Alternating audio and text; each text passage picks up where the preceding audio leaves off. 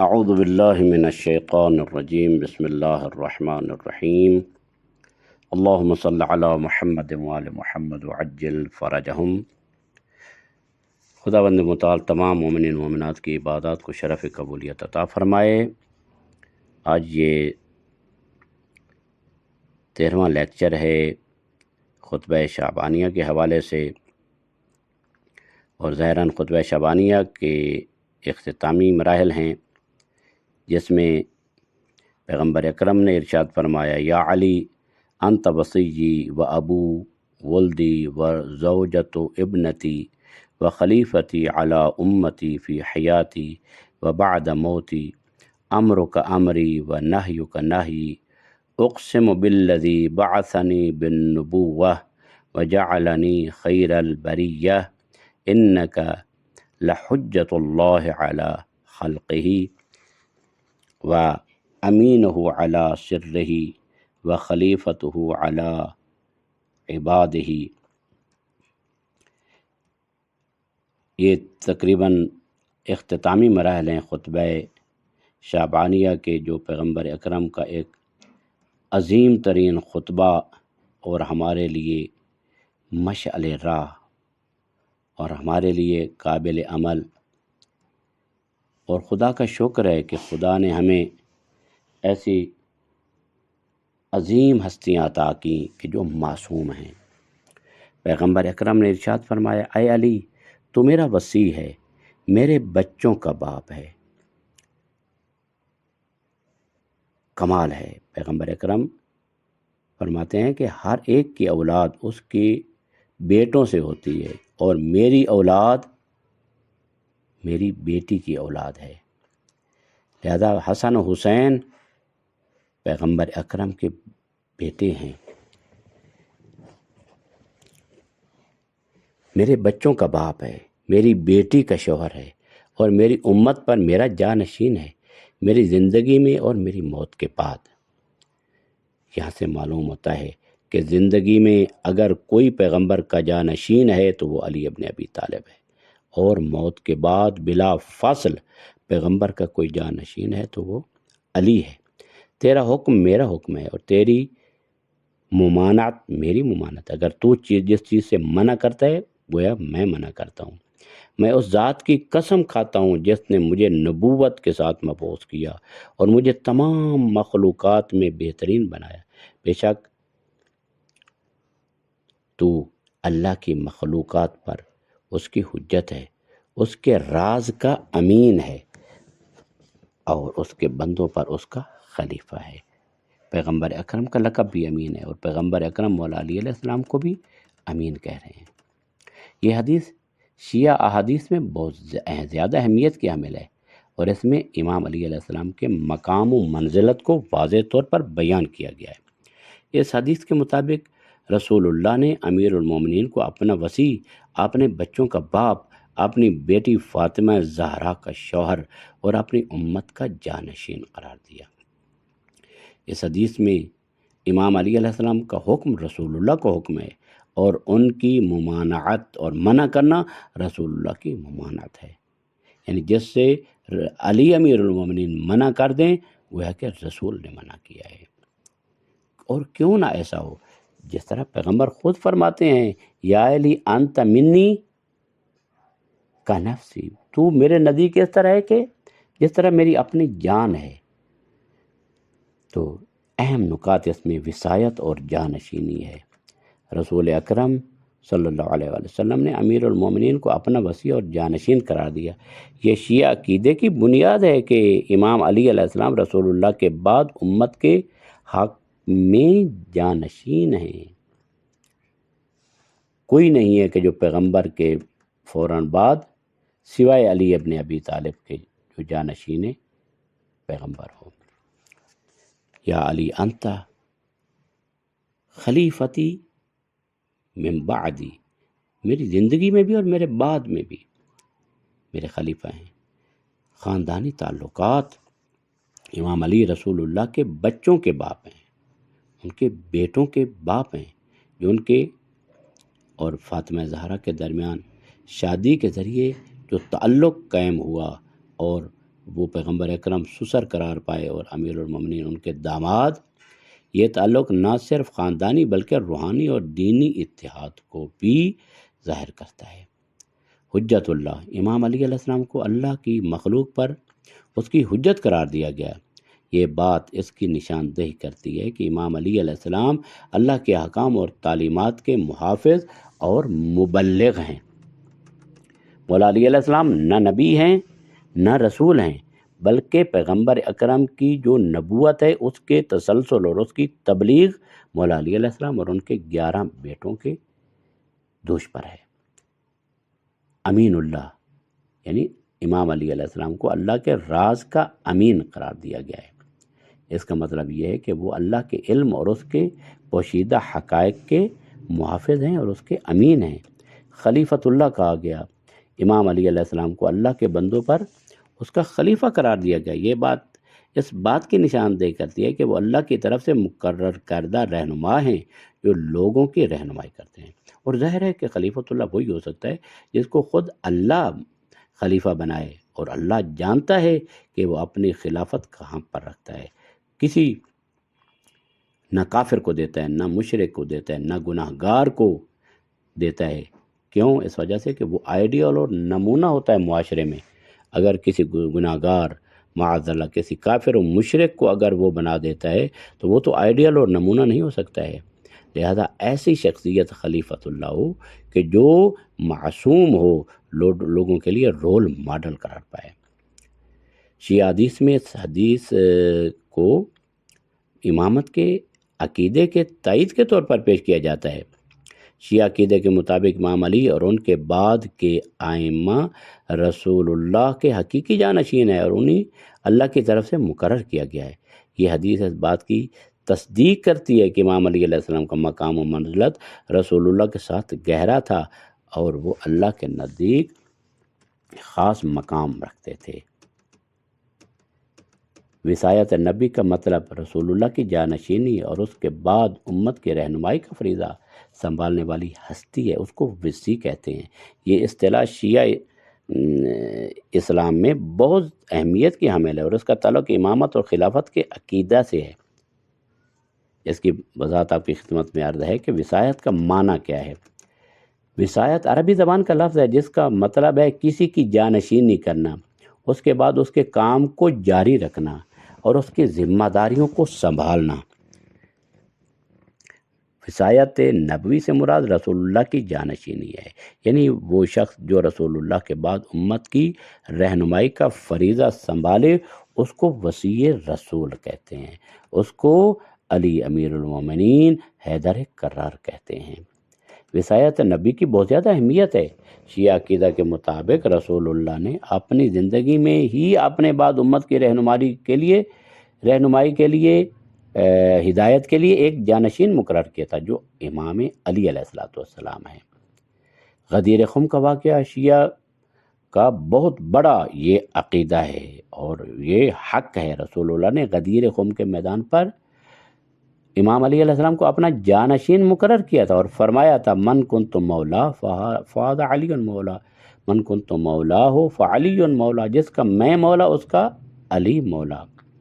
اور پیغمبر نے 1 2 3 مرتبہ نہیں، ایت اللہ احمد خاتمی، سید احمد خاتمی ہمارے استاد بھی ہیں اور امام جمعہ تہران، وہ فرماتے تھے کہ پیغمبر نے 1 2 3 دن نہیں، 3 بار نہیں بلکہ 40 مرتبہ لوگوں کے درمیان گھوم گھوم کر بتایا تھا من کنت مولا ہو فہذا علی مولا، جس کا میں مولا و سرپرست و حاکم ہوں اس کا میرے بھائی علی مولا اور سرپرست ہے۔ وصایت نبی کے فرائض ہیں، وصایت ایسے نہیں ہوتی، یعنی امام علی علیہ السلام اور دیگر ائمہ کے فرائض ہیں۔ کون کون سے فرائض؟ پہلا فریضہ ہے امت کی رہنمائی، بہت عظیم ذمہ داری ہے۔ رسول اللہ کے بعد امت کی دینی اور دنیاوی رہنمائی کرنا، ہم تو تھک جاتے ہیں، ایک بندے کی رہنمائی دینی کرنی ہو تو ہم تو تھک جاتے ہیں اور ہمارے اندر جو ہے وہ چڑچڑاپن پیدا ہو جاتا ہے، لیکن امت کی رہنمائی کوئی آسان کام نہیں ہے۔ یہ رسول اللہ کی ذمہ داری ہے کہ جو رسول اللہ کے بعد ان کے جانشینوں نے نبھانی ہوتی ہے۔ قرآن و سنت کی تشریح کرنا، وضاحت کرنا، قرآن مجید اور رسول اللہ کی سنت کی صحیح تشریح کرنا، یہ امامت کا کام ہے۔ عدل و انصاف کا قیام، معاشرے میں عدل و انصاف کو قائم کرنا، یہ امامت کا کام ہے۔ جو پیغمبر اکرم کی بنیادی تعلیمات ہیں، عدل و انصاف کا قیام، اور کیسا عظیم کام مولا علی علیہ السلام نے کیا اپنی خلافت کے دور میں، عدل و انصاف کو قائم کیا، دین کی حفاظت، دین اسلام کی تعلیمات اور اصولوں کی حفاظت کرنا، یہ امامت کا کام ہے۔ وصایت نبوی اور امامت، شیعہ عقیدہ یہ ہے کہ وصایت نبی کا تعلق امامت سے ہے۔ امامت ایک الہی منصب ہے جو اللہ کی طرف سے مقرر کیا جاتا ہے، اور شیعہ کا یہ بنیادی عقیدہ ہے کہ امام خود نہ امت بناتی ہے اور نہ امام اپنے آپ کو امام بنا سکتا ہے۔ امام اللہ تبارک و تعالیٰ امام بناتا ہے، کہ جس طرح حضرت ابراہیم علیہ السلام کے بارے میں ہے کہ امتحان لیا اور اس کے بعد جو ہے امام بنایا۔ ائمہ معصومین، شیعہ عقیدہ ہے کہ رسول اللہ کے بعد 12 ائمہ ہیں جو اللہ کی طرف سے مقرر کیے گئے ہیں، وہ امت کی رہنمائی کا فریضہ انجام دیتے ہیں، اور ان کا پہلا حضرت امیر المومنین ہے اور آخری حضرت قائم آل محمد فرزند بطول منتقم شہدائے کربلا۔ امام علی علیہ السلام کی وصایت، امام علی علیہ السلام کو رسول اللہ کا پہلا جانشین اور پہلا وصی مانا جاتا ہے، اور یہ حق ہے، اس میں کسی قسم کے کوئی شک نہیں ہے۔ کتنا پاک اور پاکیزہ مذہب اہل بیت ہے، کہ جس میں تمام شخصیات جو ہمارے راہبر ہیں، جو ہمارے ہادی ہیں، وہ سب معصوم ہیں۔ وصایت نبی کے دلائل ہیں، شیعہ علماء وصایت نبی کے لیے قرآن مجید، احادیث اور تاریخی شواہد اور دلائل رکھتے ہیں۔ قرآنی دلائل میں سورہ مائدہ کی آیت نمبر 67، یا ایھا الرسول بلغ ما انزل الیک من ربک وان لم تفعل فما بلغت رسالتہ واللہ یعصمک من الناس، یہ بہت بڑی دلیل ہے وصایت کے لیے۔ اور غدیر خم کی حدیثوں کے علاوہ حدیث ثقلین ہے، انی تارک فیکم الثقلین کتاب اللہ وعطرتی اہل بیتی ما ان تمسکتم بہما لن تضلوا بعدی ابدا حتی یردا علی الحوض، یہ بھی وصایت نبوی کے لیے بہترین دلیل ہے۔ خود پیغمبر فرما رہے ہیں کہ میں 2 گراں قدر چیزیں چھوڑے جا رہا ہوں، ثقلین، کتاب اللہ کی کتاب قرآن مجید، و عطرتی اہل بیت، اور اپنی عطرت اپنی اہل بیت۔ اور ہو بھی یہی سکتا ہے، جب قرآن ہے تو قرآن کا عدل، قرآن کے سامنے پھر محمد والے محمد ہی ہیں، اور تو کوئی آ سکتا نہیں، اور عدل قرآن کوئی ہو سکتا ہی نہیں ہے۔ وصایت نبی کا مقصد کیا ہے؟ وصایت نبی کا بنیادی مقصد یہ ہے کہ رسول اللہ کے بعد امت کی رہنمائی کا سلسلہ جاری رہے اور دین اسلام کی حفاظت ہو۔ امامت کا تسلسل، شیعہ عقیدہ یہ ہے کہ امامت کا سلسلہ امام علی علیہ السلام سے شروع ہو کر امام مہدی تک جاری رہے گا۔ لفظ حجت اللہ احادیث اور اسلامی تعلیمات میں ایک اہم اصطلاح ہے جس کے مختلف معنی اور مفاہیم ہیں۔ یہ اصطلاح اللہ تبارک و تعالیٰ کی طرف سے مقرر کردہ ہدایت کرنے والوں، رہنماؤں اور انبیاء و ائمہ کے لیے استعمال ہوئی ہے۔ اللہ کی طرف سے دلیل اور ثبوت۔ حجت کا ایک معنی یہ ہے کہ اللہ نے اپنے بندوں پر اپنی حجت، دلیل یا ثبوت قائم کر دیا، تاکہ کوئی شخص قیامت کے دن یہ نہ کہہ سکے کہ ہمیں ہدایت کرنے والا کوئی نہیں تھا۔ مثلا قرآن مجید میں ارشاد رب العزت ہوتا ہے، رسلا مبشرین و منذرین لئلا یکون للناس علی اللہ حجت بعد الرسل، سورہ نساء آیت نمبر 165، یعنی ہم نے رسولوں کو بشارت دینے والے اور ڈرانے والے بنا کر بھیجا تاکہ رسول کے آنے کے بعد لوگوں کے پاس اللہ پر کوئی حجت نہ رہے۔ اس معنی میں حجت اللہ سے مراد وہ ہدایت کرنے والے ہیں جو اللہ کی طرف سے بھیجے گئے ہیں، تاکہ لوگوں پر اللہ کی حجت مکمل اور تمام ہو جائے۔ اللہ کی مخلوق پر اس کا نمائندہ، حجت کیا ہوتا ہے؟ دوسرا معنی یہ حجت کا دوسرا معنی یہ ہے کہ اللہ نے اپنی مخلوق پر اپنا نمائندہ اور نمایاں شخصیت مقرر کی ہے جو لوگوں کی رہنمائی کرے۔ احادیث میں آیا کہ ہر زمانے میں اللہ کی طرف سے ایک حجت موجود ہے، خواہ وہ نبی ہو یا امام ہو۔ یہ حجت لوگوں کو اللہ کے راستے کی طرف بلاتی ہے اور انہیں گمراہی سے بچاتی ہے۔ لولا الحجہ، امام صادق علیہ السلام فرماتے ہیں لولا الحجۃ لساخت الارض باہلھا، اگر حجت الہی نہ ہوتی تو زمین اپنے باشندوں سمیت دھنس جاتی، غائب ہو جاتی، ختم ہو جاتی۔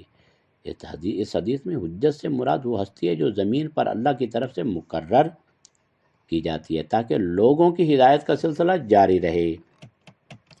امام اور ولی اللہ، شیعہ عقیدہ یہ ہے کہ حجت اللہ سے مراد وہ امام ہیں جو اللہ کی طرف سے مقرر کیے گئے ہیں اور جو اللہ کے بندوں پر اس کی حجت ہیں۔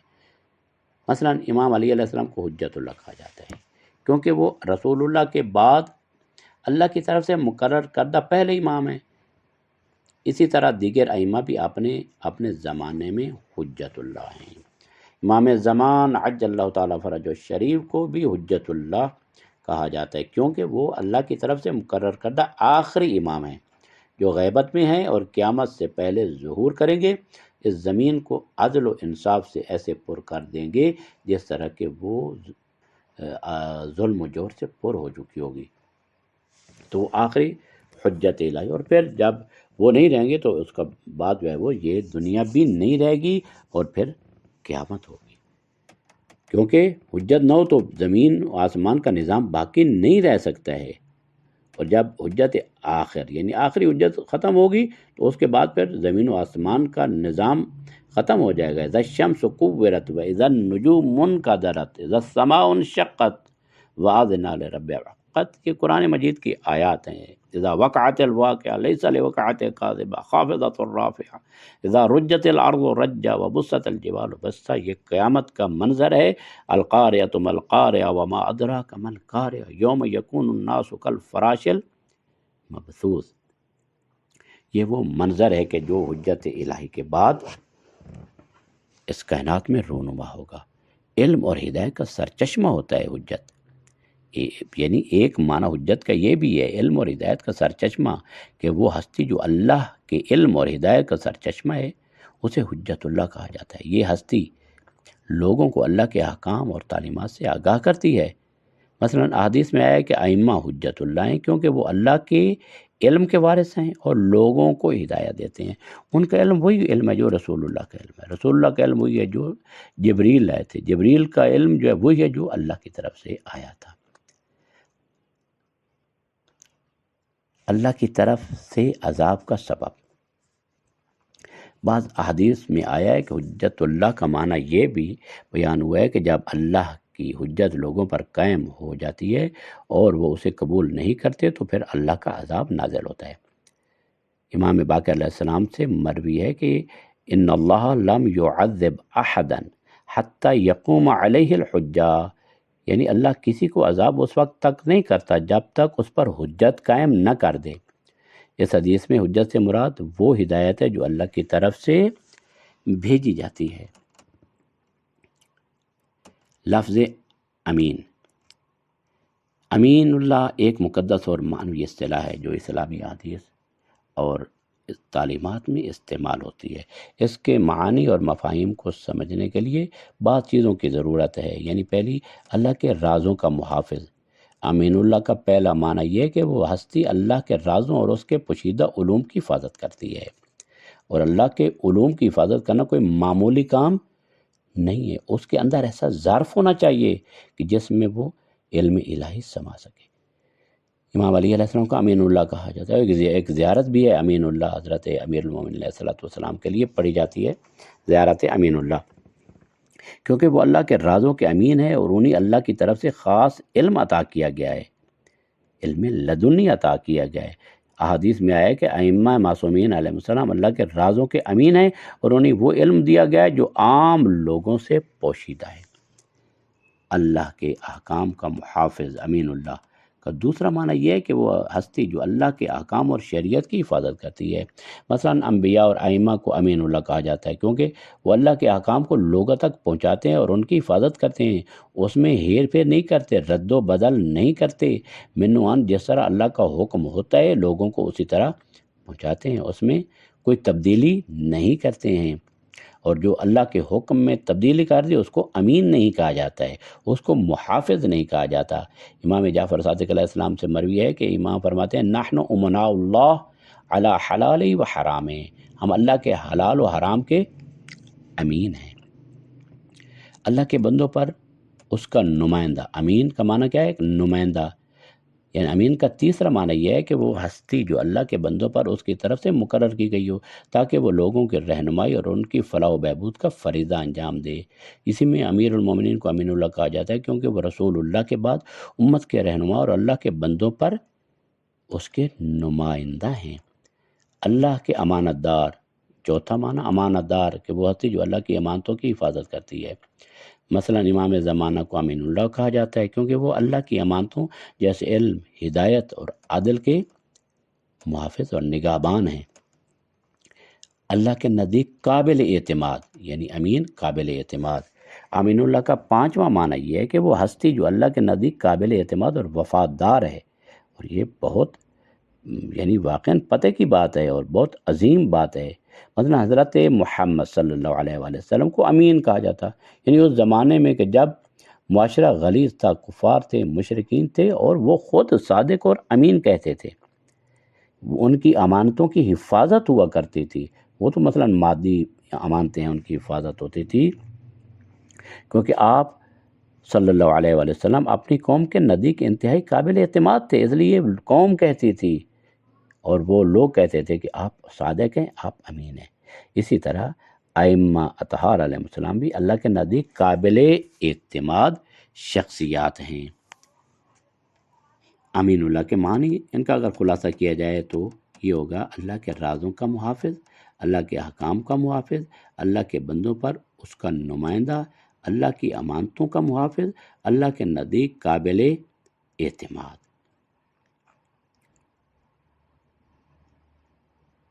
لفظ خلیفۃ اللہ ایک اہم اسلامی اصطلاح ہے جو قرآن مجید، احادیث اسلامی میں استعمال ہوئی ہے اور تعلیمات اسلامی میں استعمال ہوئی ہے۔ اس کے معنی و مفاہیم کو سمجھنے کے لیے کچھ تشریحات کی ضرورت ہوتی ہے۔ اللہ کا زمین پر نمائندہ، خلیفۃ اللہ، سب سے بنیادی معنی یہ ہے کہ وہ ہستی جو اللہ کی طرف سے زمین پر اس کا نمائندہ یا نائب ہو۔ مثال کے طور پر قرآن مجید میں انی جاعل فی الارض خلیفہ، سورہ بقرہ آیت نمبر 30، یعنی میں زمین میں ایک خلیفہ بنانے والا ہوں۔ اس آیت میں حضرت آدم کو خلیفۃ اللہ، اللہ کا خلیفہ قرار دیا گیا جو زمین پر اللہ کی طرف سے مقرر کیے گئے۔ اللہ کے احکام کو نافذ کرنے والا خلیفہ کس کو کہا جاتا ہے؟ جو اللہ کے احکام کو نافذ کرنے والا ہو، وہ ہستی جو اللہ کے احکام اور شریعت کو زمین پر نافذ کرے، جاری کرے لوگوں کے درمیان۔ اسی وجہ سے انبیاء اور ائمہ کو خلیفۃ اللہ کہا جاتا ہے۔ خلافت جو ہے وہ کوئی معمولی چیز نہیں ہے، وہ زمین پر نفاذ ہے احکام الہی کا، اللہ کی مخلوق کی رہنمائی کرنے والا۔ خلیفۃ اللہ کا تیسرا معنی ہے کہ وہ ہستی جو اللہ کی مخلوق کی رہنمائی کرے، انہیں اللہ کے راستے پر چلائے، صراط مستقیم پر چلائے، توحید کے عقیدہ پر چلائے۔ امام علی علیہ السلام کو خلیفۃ اللہ کہا جاتا ہے کیونکہ وہ رسول اللہ کے بعد امت کے رہنما اور اللہ کے بندوں پر اس کے نمائندہ ہیں۔ اللہ کی امانتوں کا محافظ، یعنی خلیفۃ اللہ کا چوتھا معنی یہ ہے کہ وہ ہستی جو اللہ کی امانت جیسے علم، ہدایت، عدل کی حفاظت کرنے والی ہو۔ امام زمانہ بھی خلیفۃ اللہ ہیں کیونکہ وہ اللہ کے امانتوں کے محافظ ہیں اور قیامت سے پہلے ظہور کریں گے۔ لہذا یہ خطبہ جو مومنین و مومنات کی خدمت میں عرض کیا گیا، جس کا لب لباب اور خلاصہ آخری حصے کا یہ ہے کہ خلیفۃ اللہ کے معنی اور احادیث اور ائمہ اسلامی تعلیمات میں یہ ہیں کہ اللہ کا نمائندہ، احکام کا نفاذ کرنے والا، مخلوق کی رہنمائی کرنے والا، اللہ کی امانتوں کا محافظ، اللہ کے نزدیک قابل اطمینان و قابل اعتماد شخصیت کو خلیفۃ اللہ کہا جاتا ہے۔ اب یہ تمام خلیفۃ اللہ کی ڈیفینیشن تھی جو میں نے آپ کی خدمت میں عرض کی۔ اب آسان طریقے سے کسی کے اندر جرت پیدا نہیں ہو سکتی وہ کہے کہ یہ خلیفۃ اللہ ہے، یہ خلیفہ رسول ہے۔ خلافت رسول جو ہے وہ عظیم ذمہ داری کا نام ہے، وہ پھولوں کی سیج نہیں ہے۔ خلافت میں ضربیں بھی کھانا پڑتی ہیں، کفار و مشرکین سے لڑنا بھی پڑتا ہے، اور عظیم عظیم کام کرنے پڑتے ہیں، تب وہ وصی رسول قرار پاتا ہے۔ شیعہ عقیدہ یہ ہے کہ ائمہ معصومین خلیفۃ اللہ ہیں کیونکہ وہ اللہ کی طرف سے مقرر کیے گئے اور وہ اللہ کے رازوں، احکام اور امانتوں کے محافظ ہیں، اور یہ اصطلاح ان کے بلند مقام اور اللہ کے ساتھ گہرے تعلق کو ظاہر کرتی ہے۔ خدائے ذوالجلال کی بارگاہ میں ہم دعا گو ہیں، خدایا ہمیں محمد و آل محمد کی ولایت پر ثابت قدمی نصیب فرما، اور جس طرح ان کی وہ اللہ کے ولی اور وصی رسول اور برحق ہیں، ہمیں ان کی اطاعت کی اسی طرح توفیق عطا فرما کہ جس طرح وہ اطاعت ہم غلاموں سے چاہتے ہیں۔ اگر وہ عبادت کے میدان میں اعلیٰ ہیں تو ہمیں بھی ان کی پیروی میں بہترین عبادت کرنی چاہیے۔ اگر وہ عادل ہیں تو وہ ہمیں عادل کرنا چاہیے، انصاف کرنا چاہیے۔ وہ با اخلاق ہیں تو ہمیں خلق والا ہونا چاہیے، با اخلاق ہونا چاہیے۔ جس طرح منوان جس طرح پیغمبر اکرم وَإِنَّكَ لَعَلَىٰ خُلُقٍ عظیم تھے، اسی طرح ان کے جانشین بھی لَعَلَىٰ خُلُقٍ عظیم ہیں، کیونکہ وہ نفس نبی ہیں، نفس رسول ہیں، اور رسول اللہ کی وہ 11 بیٹے ہیں، حضرت امام حسن سے لے کر امام قائم آل محمد تک۔ اگرچہ یہ نام مختلف ہیں، جسم مختلف ہیں، لیکن ان کی حقیقت محمدیہ ہے، حقیقت علویہ ہے، حقیقت حسنیہ ہے، حقیقت حسینیہ ہے، حقیقت سجادیہ ہے، حقیقت باقریہ ہے، حقیقت منتظریہ ہے۔ یعنی یہ ان کی حقیقت ایک ہے، جسم مختلف ہیں، نام مختلف ہیں۔ قرآن کے صفحات کی طرح کہ ایک صفحہ بدلتا ہے، پھر دوسرا صفحہ، پھر تیسرا صفحہ، ہر صفحے کو قرآن کہا جاتا ہے۔ اسی وجہ سے ان کی جو ہیں وہ نام بدلتے ہیں، لیکن سب کو حجج الہی کہا جاتا ہے، سب کو معصوم کہا جاتا ہے، سب کو اللہ کے نمائندے کہا جاتا ہے۔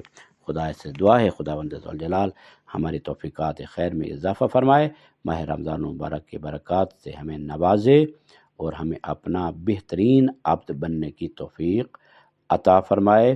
وصلی اللہ علی محمد وآلہ الطاہرین۔